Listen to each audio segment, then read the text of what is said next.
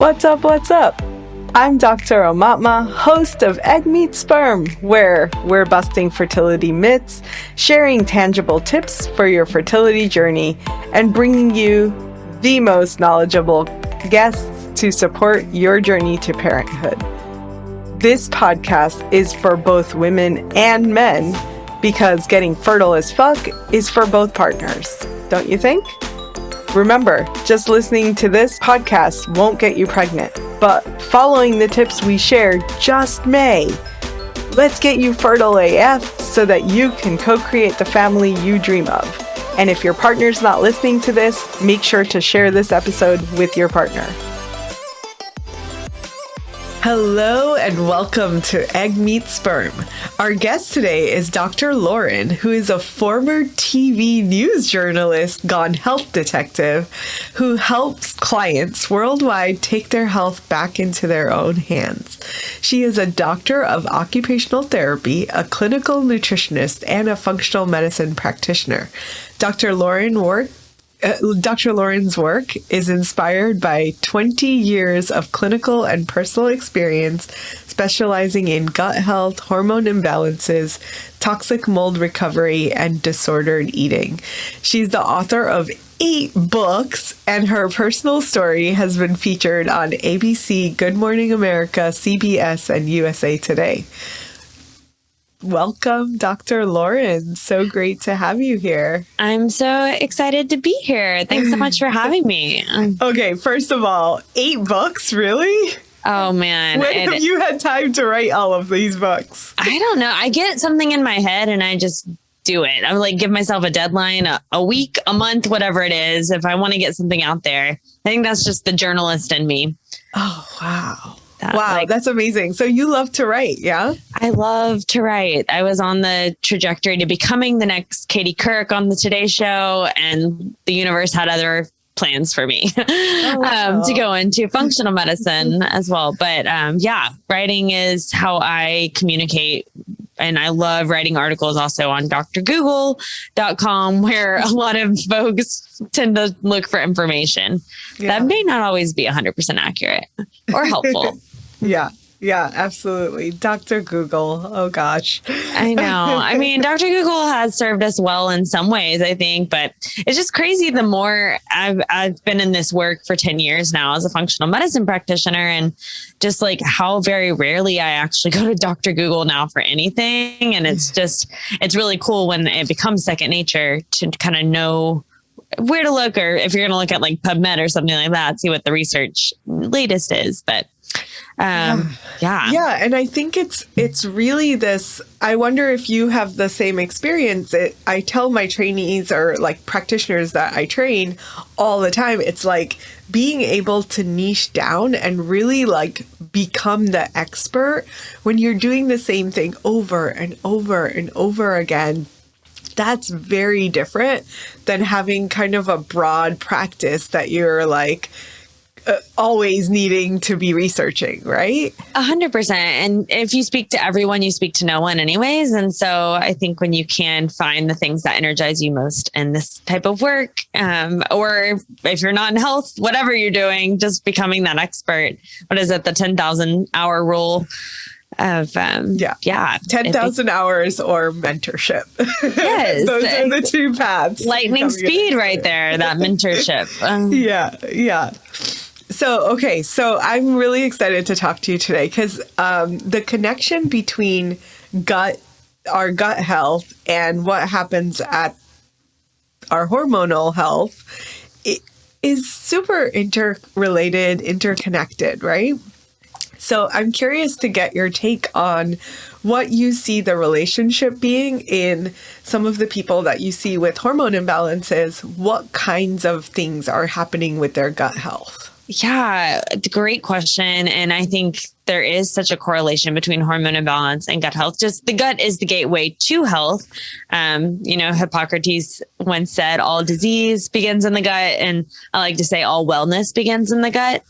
And that gut, we call them gut axes. The gut has an axis to the brain. For example, brain-gut connection. You've probably heard of that, listeners. 500 million neurons in your gut. And in and of itself, there's a hormone connection right there because of cortisol and stress, and just like showing the relation between how stress, how we interpret stress can really impact also our gut microbiome, as if a bomb goes off in the gut. This is why anxiety is super connected to IBS. I think it's like upwards of 75% of folks with anxiety have IBS, or vice versa, IBS have anxiety, and just to kind of show that hormonal connection right there.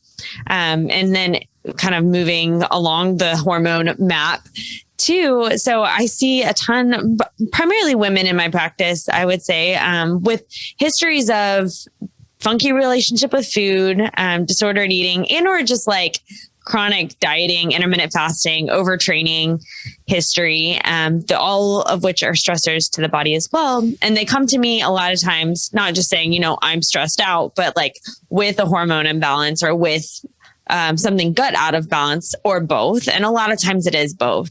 And so I see a ton of PCOS, for example, and a lot of bloating and SIBO, oftentimes connected there. SIBO would be small intestinal bacterial overgrowth. You can say that 5 times fast. I do see a lot of estrogen dominance and PMS type of symptoms, and or even like girls that haven't had a period for a long time, but they still have some estrogen dominance going on underneath the hood. And same thing, a lot of times gut imbalances, I'd say bloating and constipation, one or both, going hand in hand as well. And sometimes people have the loose stools, the SIBO presentation, but I think it's just kind of like the gut is this ball. It becomes a ball of stress and intercepting like stress. And a lot of times in hormone world, we talk about how stress impacts your hormones.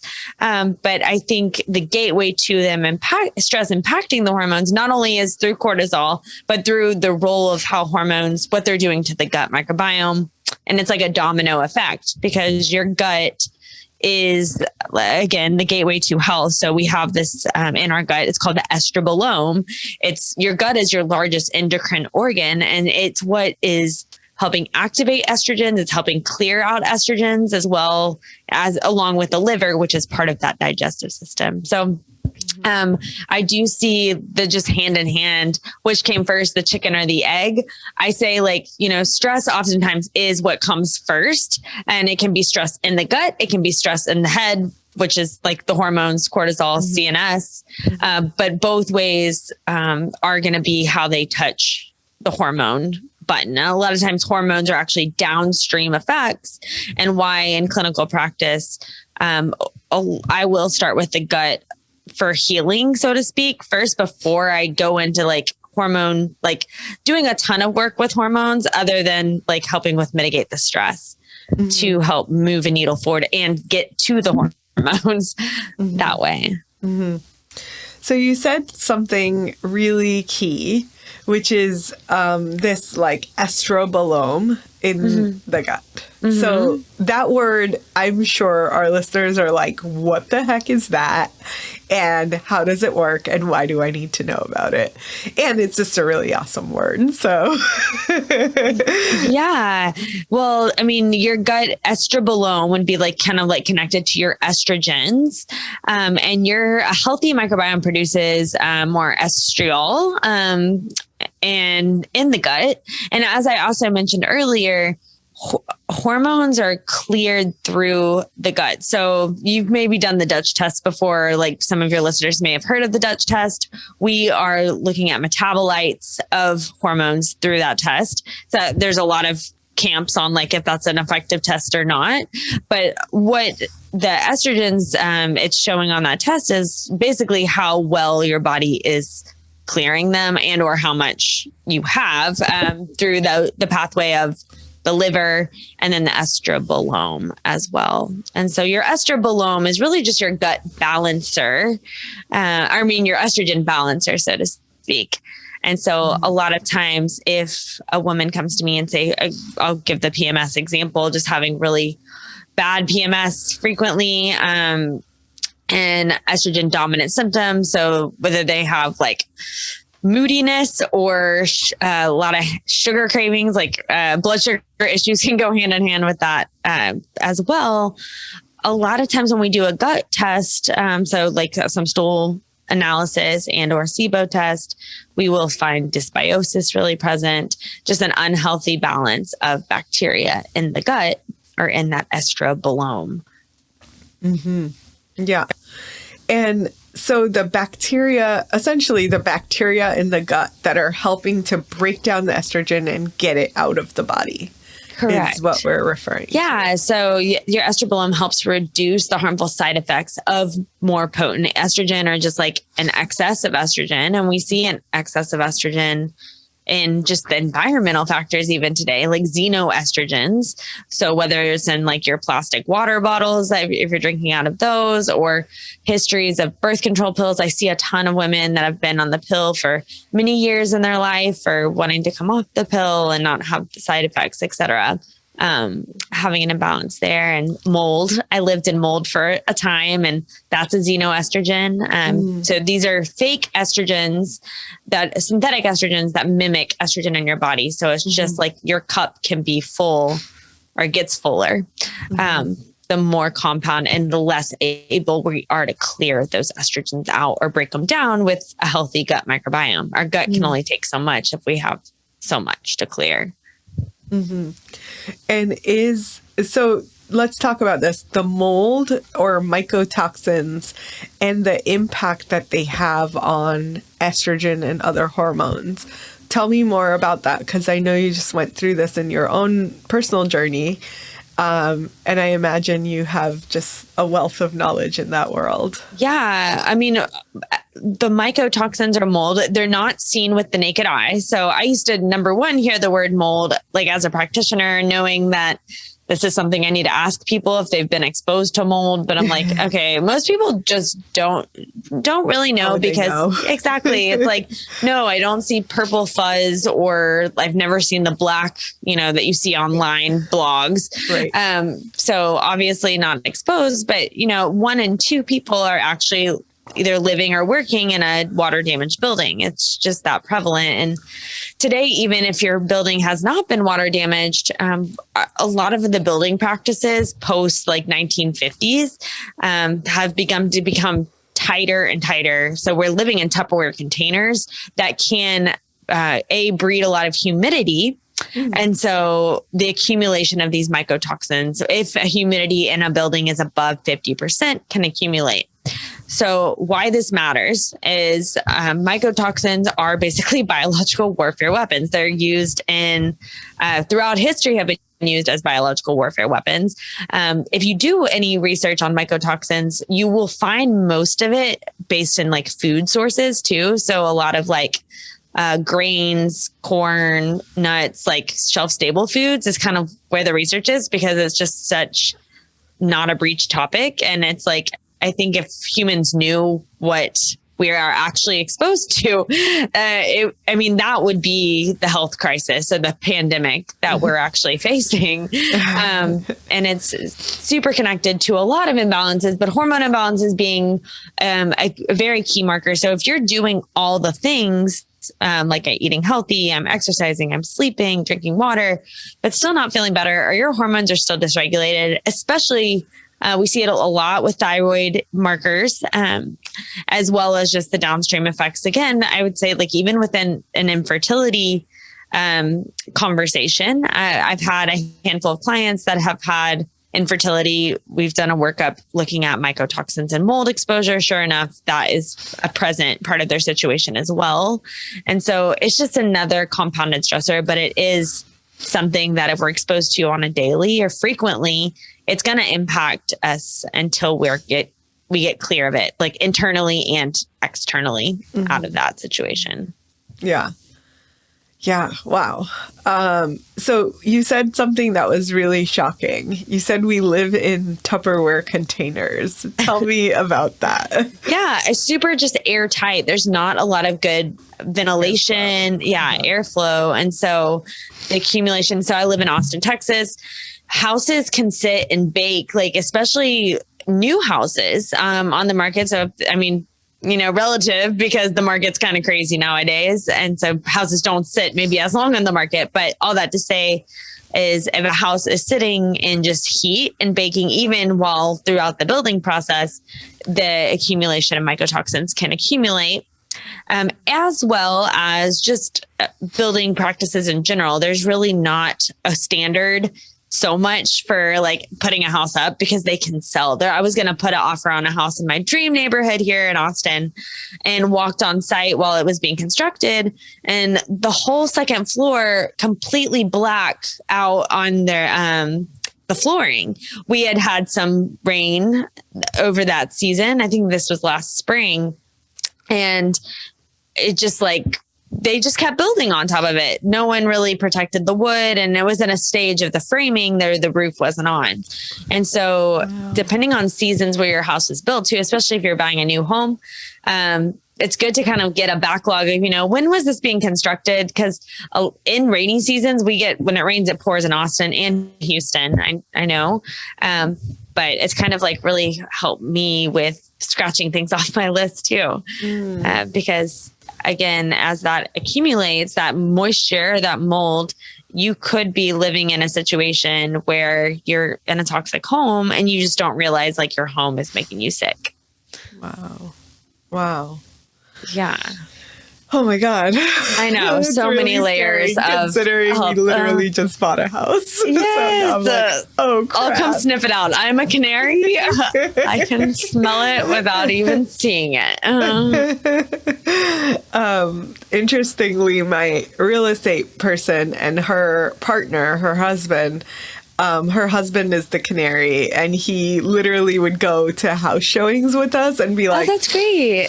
Yeah, you don't want to be here. I can feel it." You have someone in your court. That's awesome. Yeah. Well, then I feel good about where you're at. He was like, for whatever that's worth, like.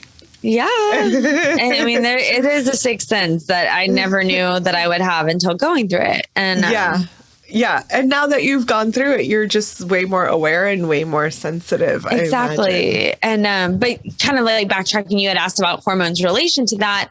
When I was going through my journey with mold, I lived in a home for almost 3 years that had just like, it was in the HVAC system. I was renting it. So when we turned on the air conditioning unit, like one spring, it's like my body had enough. And I woke up one night feeling like I was having a heart attack. Suffice all to say, it was a really severe asthma attack, and I've never had asthma in my life. Something in my head clicked mold for whatever reason. And sure enough, it was totally blacked out in that HVAC.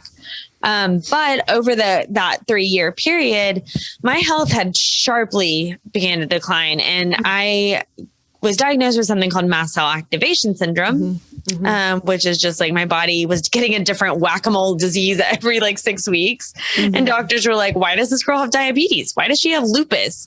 Why does she have chronic migraines? Like things I've never had. Blood work markers, like similarly, just were a mess. But like my thyroid markers in particular, like I was just a hypothyroid. And especially with my like low T3 syndrome is what we call it. So if you see that T3, that active thyroid hormone, and that's kind of the only marker of a thyroid, it's not usually overtly your thyroid. It's like that HPA axis, your and the conversion exactly from T4 to T3, really struggling. But it's my metabolism, my thyroid were really struggling in that house. And same thing with my fertility. Just like I was not cycling regularly at all, and just feeling super depleted, which I think most listeners can relate to in some degree. I think low energy is the number one thing that I hear in practice, at least, of just how many things can cause that. But that is kind of like a relation of how those toxins were just constantly like, I was breathing them in. Your body is taxed. Like this is a toxin that your body now has to deal with and figure out what to do with. And essentially like spend all of your energy trying to get rid of it. And not be able to... instead of like absorbing nutrients from your food and having a cycle. Right. All the other energy things that it could do. So I was running from a bear inside. Oh my gosh. But you got through it. What do you think was some of the like key points where you feel like it really helped that you had this knowledge? Yeah, I think the things that helped me greatly were detoxing, like supporting my detox pathways. So I'm naturally a poor detoxer. 25% of the population is overtly a bad detoxer, and that like I can't effectively clear things, toxins well. So sauna was like water to my soul every day. And IVs, as I did some nutrient IV therapies that really just helped my body getting the nutrients it needed to detox. Phosphatidylcholine was one of those, PC, that was super helpful also for just like loving my gallbladder and the ability for it to squeeze out toxins and bile. Aside from those things, though, the few things that stick up and like kill the pathogens or get rid of like whatever the things are, the bad things, but there's not as much talk about like, just like, how can we like love and build up our good gut bug army?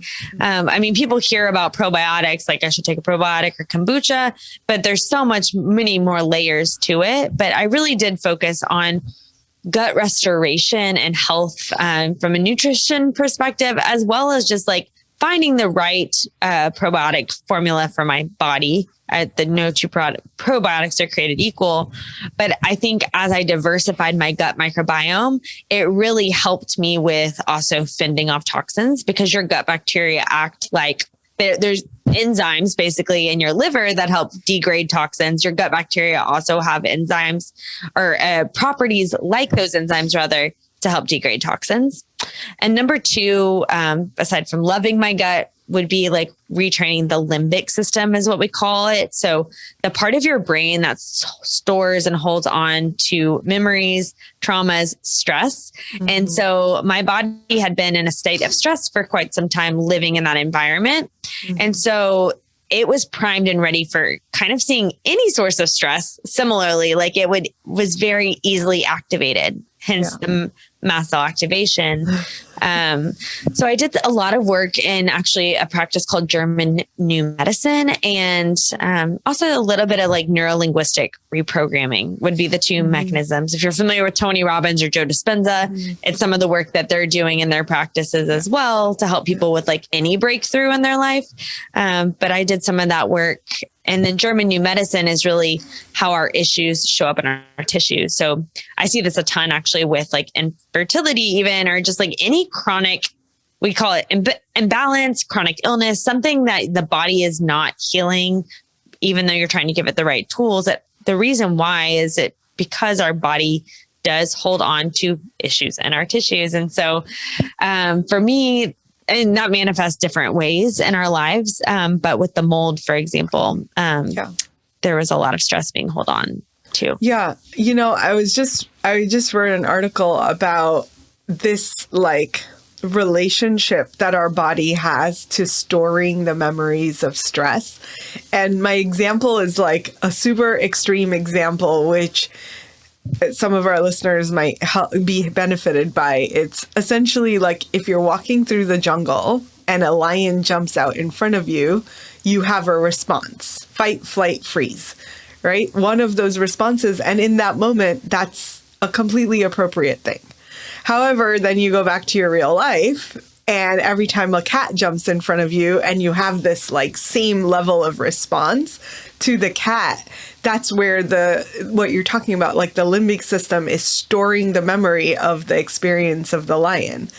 And sure, none of us have been in the forest with a lion, but it helps to like just see how the brain doesn't really know that the lion and the cat are not the same thing. So similarly, when we're exposed to a stressor to our body, we have the big stressor, and then every little stressor after that is just going to cause more and more and more reaction. It's just supercharged. And one of my favorite examples of this is a client that had developed a allergy to bacon, of all things, like a histamine basically reaction. Bacon or deli meats can be very charged in histamines. But she had been able to eat bacon through most of her life up until like she came to me. And she when we did some of this work around kind of figuring out where did this like intolerance come from, along with other histamine intolerances, she realized she was cooking bacon when she found out her husband was having an affair on her. And the way her brain, it was like game, set, match, locking that in place and correlating those two. And so she would start to have this histamine response to the bacon. Today she can eat bacon because of like kind of clearing that out. But that would be an example of how issues can get locked in tissues or stressors that can even be seemingly like unrelated to other things. Yeah. Yeah. Oh my God. Side story, but very similar. I had a car accident when I was in college in medical school, and I got hit, kind of sideswiped by a truck on the driver's side. The truck like ran off. I, in fight or flight mode, just like ran after the truck. Oh man. Pull over. No hit and run here. Right. And then for months after that, I felt like I had been hit by a truck. People were like, how are you feeling? I'm like, I don't know. I feel like I've been hit by a truck. Like that is the only experience that I have at the moment. And it wasn't, and I had been to like so many practitioners and healers, because every morning I would just like lay in bed, be like, oh my God, I cannot move. Like I just can't get out of bed. And finally, one of my classmates who had just transferred into the school, we had become friends.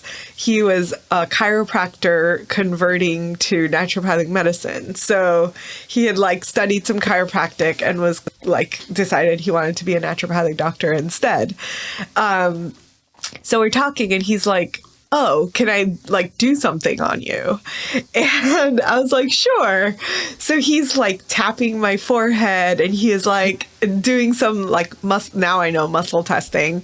At the time I was like, he's doing some crazy witchcraft, you know? And literally like 3 minutes later, he's like, oh, this has to do with the stressor with your parents that is stored in your body at the moment you had the car accident. He's like, what were you thinking about? I was like, I don't know what you're talking about. I don't have any recollection of that.